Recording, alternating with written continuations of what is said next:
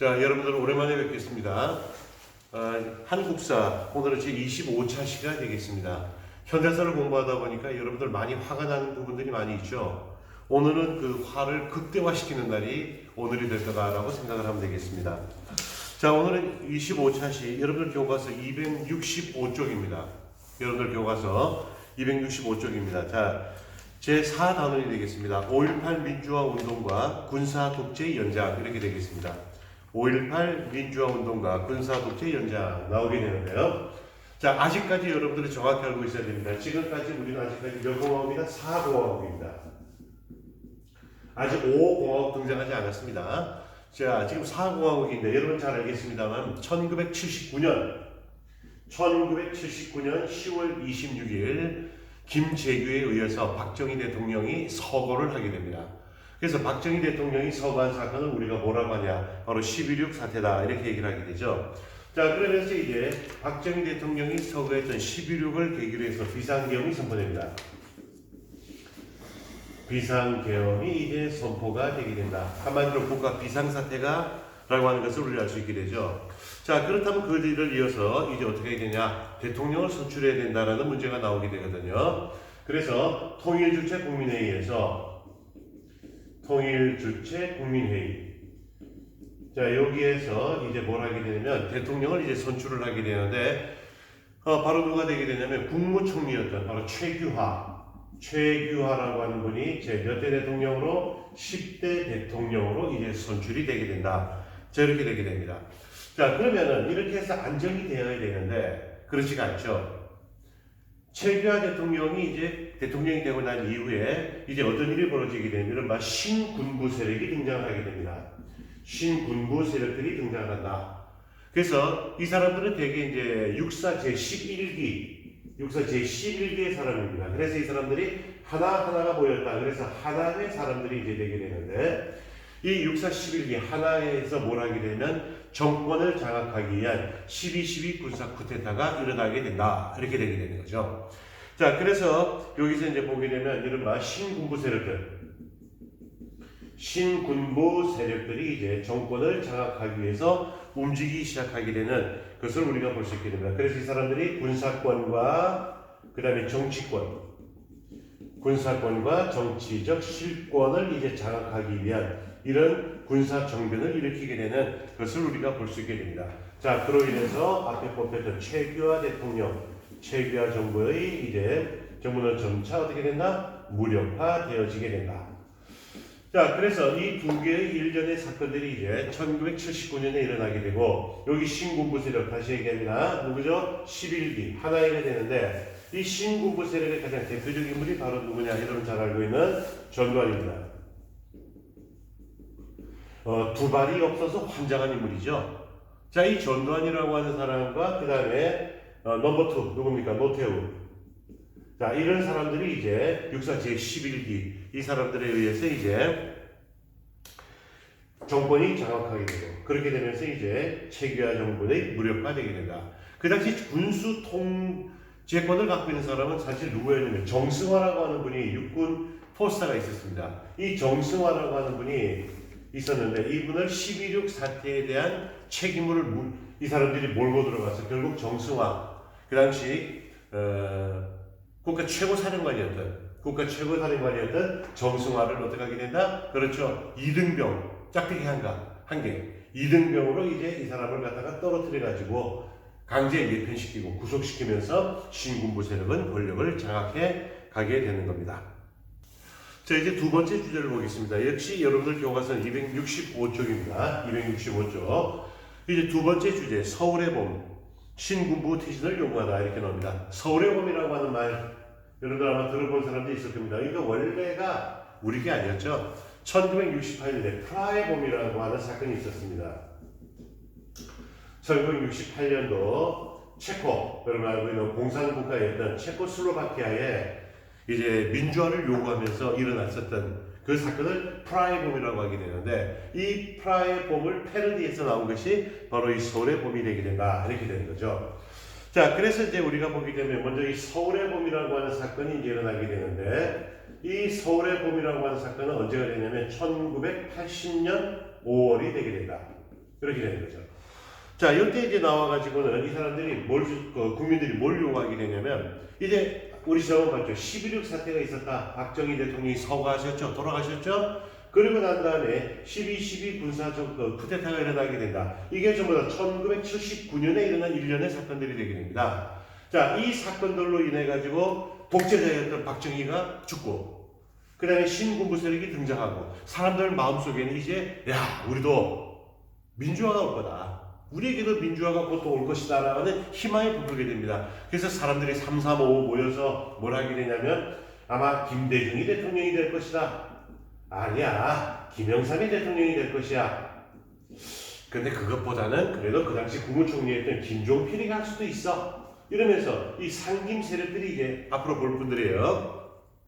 이 사람들이 이제 누가 권력을 잡을 것인가 라고 하는 이런 막 얘기들이 나오고 있는데, 이미 얘기는 딴 데로 가 있죠. 누굽니까? 전두환이다. 이른바 신군부 세력들이 이제 권력을 장악하게 되는데, 사람들은 이제 민주화가 올 거다. 아까 얘기했죠. 서울의 봄, 프라하의 봄, 뭡니까? 민주화죠. 민주화를 추구해 나가려고 하는데 이거 영 소식이 없습니다. 자, 그러면서 사람들 사이에는 이제 어떤 일이 나오게 되냐면, 야, 이거 뭔가 문제가 있다. 자, 그렇게 하기 위해서 뭘 해야 되냐? 아직 사공화국이라고 했어요. 우리 사공화국. 자, 어느 겁니까? 유신헌법 폐지하자. 유신헌법 폐지하자라고 하는 문제. 그 다음에 두 번째로는 뭐냐? 비상계엄을 철폐하자. 비상계엄을 철폐하자라고 하는 문제. 그리고 세 번째, 야, 군인들 니네들 좀 물러나야 되지 않겠어? 신군부 세력 퇴진. 신군부 세력 퇴진. 자, 이 세 가지의 것을 요구하게 되면서 사람들은 이제 점차 시위를 해 나오게 되고, 이 시위를 보여준 그 사건이 이제 뭐가 되게 되냐면은, 여러분 잘 알고 있는 서울역에서 시위가 벌어지게 됩니다. 서울역에서 1980년 5월에 사람들이 모이면서 서울역에서 막 시위가 벌어지고 하는 이런 장면들이 나오게 됩니다. 자, 여러분들 교과서 265쪽 사진 한번 볼까요? 우리 사진, 자, 첫 번째 사진 나옵니다. 65쪽이에요. 거기 보게 되면은 뭐가 나옵니까? 12.12 군사 쿠데타 주요 인물들, 이른바 하나회 소속들 인물이 있죠. 전두환, 노태우 거기 있는 이 사람들이 이제 있었고요. 그 다음에 거기 한번 보세요. 1980년 5월 15일 서울역 시위. 서울역 앞에 지금은 철거되었습니다만 거기 고가도로 밑으로 위로 아래로 얼마나 많은 사람들이 거기 모여 있습니까? 이 사람들이 전부 다 뭘 요구하게 된다? 뭘 요구합니까? 그렇죠. 바로 민주화를 요구해 나오게 되는, 민주화를 요구하게 됩니다. 자, 그래서 여기 나와 있듯이 유신헌법 폐지합시다. 비상계엄 폐지합시다. 그러면서 이제 시위를 해 나오게 됩니다. 그러나 이제 이 사람들은, 이 민주화를 요구했던 사람들은 이제 어떻게 하게 되냐면은 자진해서 해산을 합니다. 5월 달에 자진해서 이제 해산을 하게 된다. 이게 언제가 되면 5월 15일입니다. 몇 년? 1980년 5월 15일입니다. 이제부터 날짜 조금 이제 러닝타임 재가면서 가야 됩니다. 그런데 이렇게 사람들이 5월 15일에 모여서 서울역 앞에 모여서 이런 것을 요구했으면 신군부 세력에서는 이것을 받아들여야 되는데, 오히려 어떤 문제가 나오게 되냐면, 오히려 이 사람들의 경우에는, 신군부 세력들의 경우에는 어떻게 하게 되냐면 비상계엄을 오히려 전국으로 확대를 해버립니다. 그 전까지는 대도시에만 있었던 비상계엄을 이제 전국으로 확대를 하게 된다. 이게 언제가 되면 5월 17일이 됩니다. 자, 15일에서 17일 이틀 지났습니다.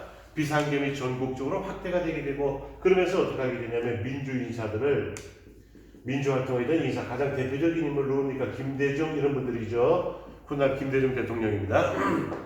자, 그리고 민주인사들, 이 사람들을 이제 체포를 하게 되고, 그 다음에 집회, 사람들이 모이는 거죠. 시위, 금지 조치를 내리게 되는 이러한 조치들이 이제 마련되게 되면서부터 이제 그 여러 가지 문제점들이 나오게 됩니다. 자, 여러분들 보셔야 됩니다. 날짜 올라가는 거. 5월 서울의 봄 5월 15일 스스로 자진 해산했다는 것. 그리고 이틀 이후에 신군부는 어떻게 하게 된다고 그랬죠? 예, 그렇습니다. 전국으로 이제 확대해 나가게 되는 것을 볼 수 있게 됩니다. 바로 그 다음 날 5월 18일 이제 우리가 알고 있는 광주 민주화 운동이 시작되게 되는 겁니다. 자, 그래서 비상계엄이 아까 얘기했습니다. 어떻게 된다고 그랬습니까? 5월 18일 날 전개과정 우리는 보겠습니다. 전개과정 5월 17일 날 비상계엄이 어떻게 된다고 그랬죠? 전국으로 확대가 되게 된다. 전국으로 이제 확대가 되게 되는, 그 그것을 우리가 알 수 있게 되는 겁니다. 자, 그렇게 되니까 바로 그 다음날 5월 18일 날 빛골 광주가 되게 되죠. 그렇습니다. 빛골 광주에서 이제 어떻게 하게 됩니까? 대학생들이 중심이 되어서 학생들이죠. 대학생들이 중심이 되어서 이제 어떻게 하냐면 계엄령 확대를 반대하게 되는 계엄령 확대 반대 운동을 이제 해 나오게 되고 그러면서 이제 민주화 시위 하면서 민주화 시위가 일어나게 되는 겁니다. 그래서 계엄령 확대가 되는 것을 이제 반대하고 민주화 시위가 이제 일어나게 된다 이렇게 됩니다. 그러면 이렇게 5월 18일 날 이게 일어나게 됐으면은 정부에서는 이 문제를 어떻게 대처하게 되냐? 이 신군부 세력들 역시 무식한 놈들이죠. 어떻게 하게 되냐? 이제 여기에 대해서 어떻게 하냐면 공수부대를 투입하게 됩니다. 한마디로 누구를 투입한다는 얘기죠? 군인들. 그 중에서도 가장 많은 훈련을 받고 있고 적으로 침투하게 되는 이런 훈련을 받고 있는 이 공수부대가 투입이 되기 시작하고 그래서 이 공수부대가 어떻게 하냐? 과잉 진압이 시작되게 되고 그러면서 이제 발포가 이루어지게 됩니다. 계엄군들이 총을 쏘게 됩니다. 발포가 이루어지게 되는 이런 문제가 나오게 됩니다. 자, 그렇게 되니까 학생들만은 안 되겠다. 그래서 이제 시민들이 시위에 합류를 하게 되죠. 시민들이 시위에 합류를 하게 되고 그러면서 이 시민들이 어떻게 하게 되냐면은 옛날에 군대 갔다 온 사람들이 있죠. 예비군들 이런 사람들이 있죠. 이 사람들이 어디로 가냐면 우리도 무장을 해야 된다. 이래 갖고는 안 되겠다. 그래가지고 그 사람들이 모여서 이제 이른바 경찰서 파출소 이쪽을 이제 습격해가죠. 그래서 가가지고는 거기서 총기를 탈취하고 물론 그 총기는 오래된 총기들인데 이걸 탈취하면서 시민들이 이제 무장을 합니다. 뭐 무장이라고 그래야 뭐 군인들처럼 아주 뭐 이렇게 된 건 아니고 뭐 전투경찰 애들 잡아가지고 거기는 뭐 헬멧 뺏고 방패 뺏고 그 다음에 또 총기 탈취하고 이런 식으로 해서 뭐가 만들어지냐 시민군. 자, 시민군이 이제 형성이 되게 되고 자, 그렇게 되면서 어떻게 됩니까? 여기는 공수부대, 소위 말하는 계엄군이 되죠. 이 계엄군들하고 여기 시민군들, 요 사이에 이제 뭐가 일어나게 된다? 대치 상황이 이제 전개가 되게 되는 이런 문제가 나오게 된다. 이렇게 되는 거죠. 자, 그러면서 이런 과정이 전개가 되는 과정에서 이제 그 결과로 우리가 가서 보게 되면은 어떤 문제가 나오냐면 5월 22일입니다. 자, 그로부터 며칠 지나지 않은 5월 22일 시민수습대책위원회. 시민수습대책위원회가 이제 결성이 되게 됩니다. 결성이 되게 되고 그러면서 이제 정부하고 협상을 요구하게 되죠. 여기서 이제 협상을 요구하게 됩니다. 자, 우리도 그만할 테니까 너희도 그만해라 라고 하는 이런 문제가 나오죠. 그러나 이 군인들의 생각은 다른 데 있었습니다. 분명히 시민수습대책위원회에서는 협상을 요구해 들어갔는데 이 계엄군들은 어떻게 하게 되냐면은 광주를 차단하게 됩니다. 광주를 완전히 차단을 하게 된다 이렇게 되죠. 여러분 혹시 그 영화 보셨나 모르겠네요. 그 누굽니까? 송강호 나오게 되는 화려한 휴가? 화려한 외출? 화려한 휴가 같은데 그 송강호가 나올 때 그 외신 기자 알죠? 외신 기자가 택시 타고 막 들어올 때마다 광주 앞에 누가 있습니까? 군인들이 다 서 있었죠. 그래서 막 골목 다닐 때마다 군인들이 있어서 못 들어가게 하고, 하는데, 그 영화 이름이 아마 그 택시 운전사일 거예요, 아마. 택시 운전사. 아, 맞아요. 그러네요.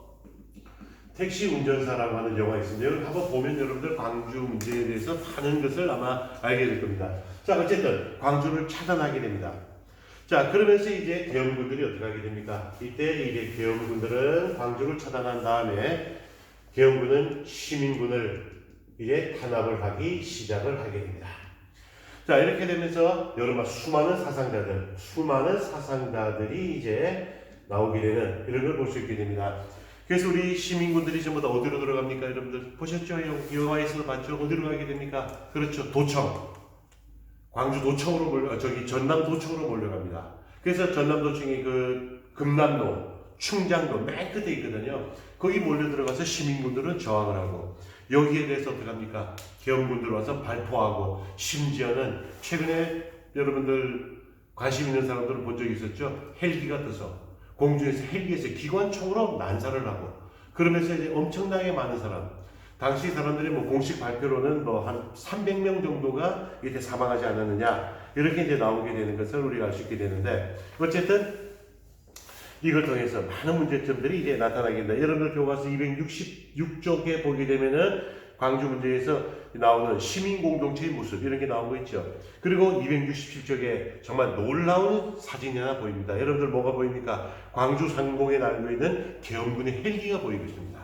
여러분들 교과서 267쪽에 보면은 이렇게 헬기가 나르고 있죠.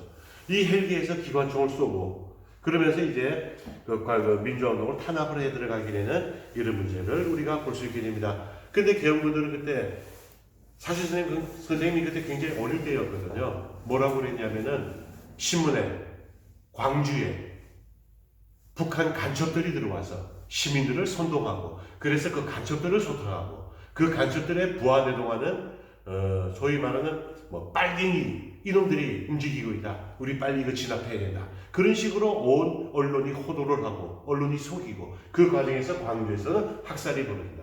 이분들의 요구는 뭐였냐? 민주화 이거였습니다. 민주화가 곧 간첩으로 돌변하는 이런 문제가 나오는 거죠. 정말 우리가 여러 가지 얘기가 나오겠습니다만 이때 얼마나 많은 사람들이 뭐 300명이라고 하지만 실제로 그거보다 10배 정도 될 거라는 게 일반적인 우리가 추세로 볼 수 있는 얘기가 되는 겁니다. 자, 그래서 광주 민주화운동 이런 식으로 우리에게 많은 아픔을 주는 사건이 되게 됩니다.